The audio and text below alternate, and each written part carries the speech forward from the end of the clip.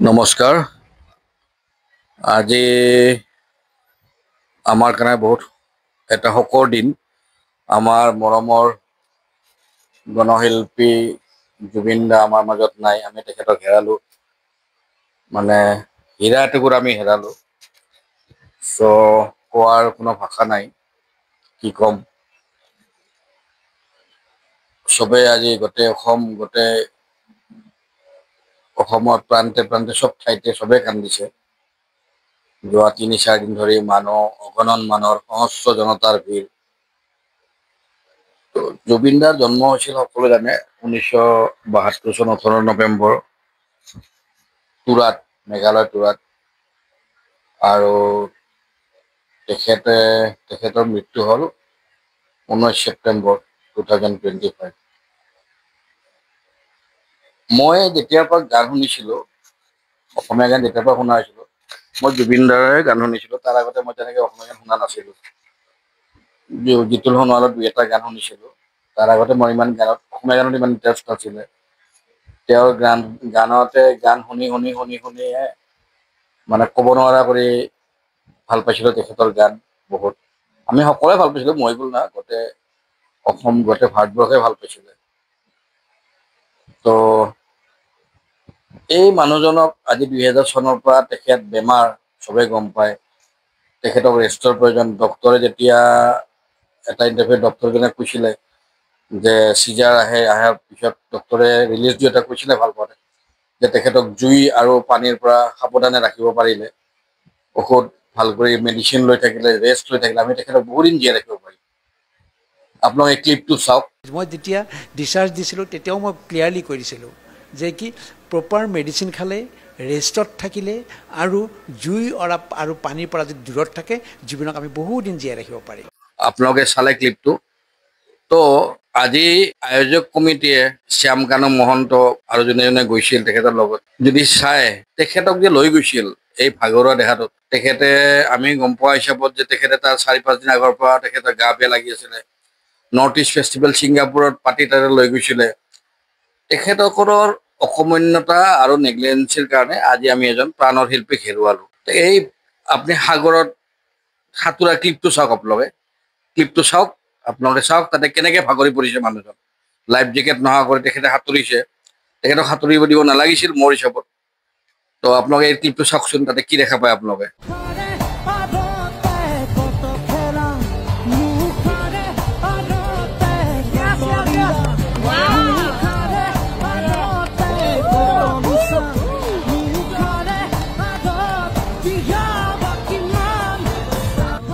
ইয়াতে দেখিছে যে তেওঁ অশেষ ভাগৰি গৈছে। তেখেতে মানে উশাহ লওঁতে মোৰ হিচাপত ক্লিপটো দেখি এনেকুৱা লাগিছে উশাহত কষ্ট পাইছে। তাৰ পিছত কি যুক্তিৰে তেখেতক পানীত নামিব দিছিল, সেইটো এটা ৰহস্যজনক কথা। নহ'লে আজি কিজানি আমি আমাৰ মৰমৰ শিল্পীগৰাকীক নেহেৰুৱালো হয়। তেখেতৰ আহিবলগীয়া ফিল্ম আছিলে ৰৈ ৰৈ বিনালে। তেখেতে শ্বুটিং শেষ হোৱা বুলি জনাইছিলে আগৰ এটা হেৰিত। আৰু চাওক তেখেতে কি ধুনীয়া কৰি এনজয় কৰি আছিলে।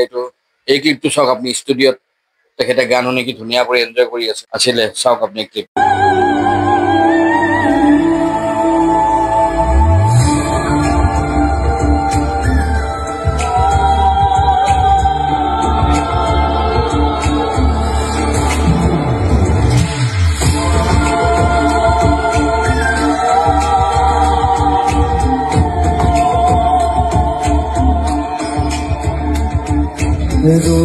ৰই বিনালে নিশায় বিনালে ৰাতিপুৱা বলে কিমান দেখিলে তেখেতে কিমান ধুনীয়া কৰি এনজয় কৰি আছিলে। তেখেতক যদি নৰ্থ ইষ্ট ফেষ্টিভেলত লৈ নগ'লহেঁতেন, ৰেষ্টৰ প্ৰয়োজন আছিল মানুহজনক, ৰেষ্ট যদি দিলেহেঁতেন ঠিক কৰি, নৰ্থ ইষ্ট ফেষ্টিভেল পিছতো পাতিব পাৰিলে, এমাহ ২ মাহ পিছতো পাতিব পাৰিলে, ডিচেম্বৰত পাতিব পাৰিলে, জানুৱাৰীত পাতিব পাৰিলে, নাইবা যি নহওক আৰু সেইটো এটা হৈ গ'ল। কিন্তু মোৰ হিচাপত এতিয়া আমি হেৰাইছোঁ, এইটো খালী ঠাইটো আমি কোনেও পূৰণ কৰিব নোৱাৰে। এনাডাৰ 50 ইয়াৰ্ছতো আমি নাপাওঁ এনেকুৱা এজন মানুহ, যিয়ে আজি বেংগলীত, বিহাৰীত, নেপালীত, বড়োত, অসমীয়াই চব গান গাব জানিছিলে। চবতে গান গাইছে তেখেতে। মোৰ এবাৰ বোধহয় 34,000 চামথিং গান গাইছে তেখেতে। আৰু আচৰিত কথা, তেখেতে এটা ইণ্টাৰভিউত কৈছিলে মোৰ মনেৰে অতনু ভূঞা আছিলে চাগে তেখেতৰ ঘৰত এনেকৈ ভাত খাই থাকোঁতে কৈছিলে যে তেখেতে কোনোদিন গানৰ ৰেয়াজ কৰা নাই। তাৰমানে ঈশ্বৰে তেখেতক গান গাবৰ কাৰণে পঠাই দিছিলে আমাৰ মাজত। মানে যিটো আমি অসমীয়াত কওঁ যে কণ্ঠত সৰস্বতী মা বহি থকা বুলি, তাৰে এজন জিতা জাগতা উদাহৰণ আছিলে আমাৰ মৰমৰ জুবিন দা, গোল্ডী দা, যাক আমি কওঁ বহুত।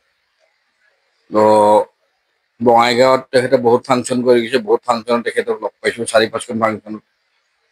গতিকে আজি আৰু এই বঙাইগাঁৱৰ বিহু উকা হৈ থাকিলে, বিহু আহিলে মনত পৰিব প্ৰত্যেকখনত, প্ৰত্যেকটো জাগাত, প্ৰত্যেকটো মিনিটত মনত থাকিব, মনত পৰিব আমাৰ।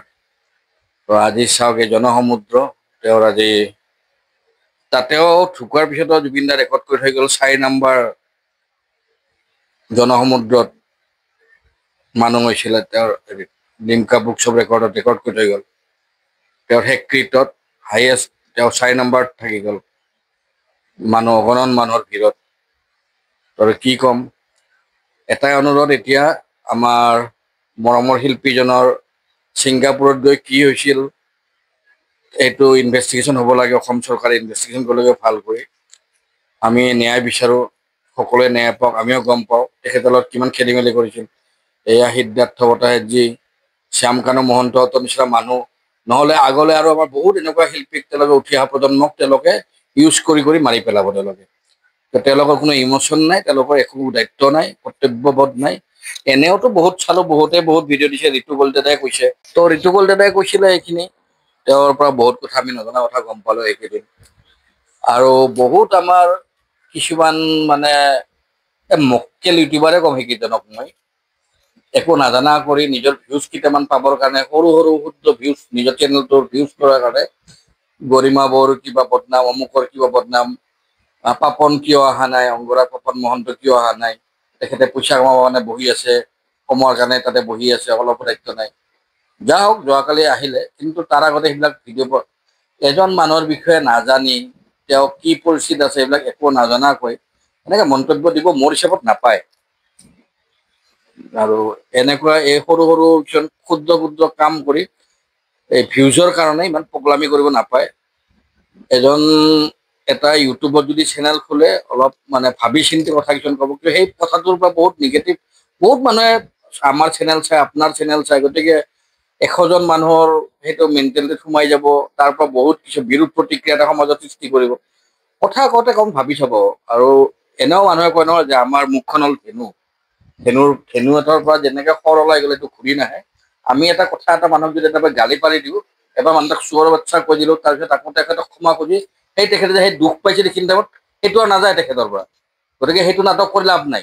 কথা এটা কোৱাৰ আগতে 100বাৰ ভাবক, 1000বাৰ ভাবক, 1,00,000বাৰ ভাবক। মই এইটো কথা কওঁ, য'তে যিহকে পায় তিহকে বলকি গীতি এইবিলাক অভদ্ৰামি নকৰিব। আৰু বিশেষ নাই, তাকে কৈ আজি মই ভিডিঅ'টো শেষ কৰিলোঁ। আৰু আগলৈ চাওঁ ইনভেষ্টিগেশ্যনটো কেনেকৈ হয়, কি হয়। দাদা আত্মাই শান্তি পাওক। নমস্কাৰ।